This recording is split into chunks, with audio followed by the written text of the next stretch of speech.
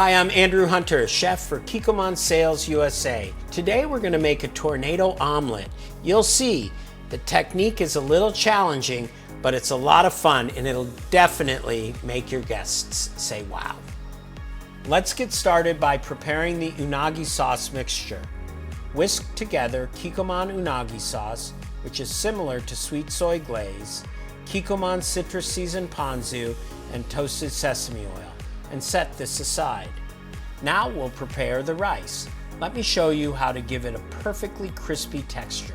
Spread cooked short grain rice in a thin layer on a flat top griddle with plenty of oil.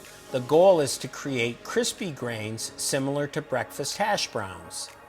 Scoop the crispy rice from the griddle and into a mixing bowl.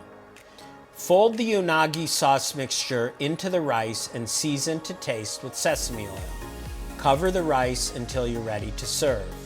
Scoop the rice into a mold and place it in the center of the plate. Now I'll show you the technique to make our tornado omelet.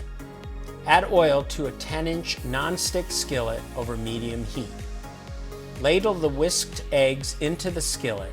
As the edges of the omelet begin to set, place cooking chopsticks on the edges of the omelet and slowly bring them to the center while turning the pan clockwise at the same time. Twist the chopsticks and continue turning the skillet clockwise to create a tornado shape in the center. Keep the chopsticks in place to hold the omelet's shape while turning the omelet over the mound of rice. Spoon the unagi sauce mixture around the omelet and dot with creme fraiche. Garnish the omelet with toasted Kikkoman panko, minced chives, dots of Kikkoman double fermented soy sauce, and serve.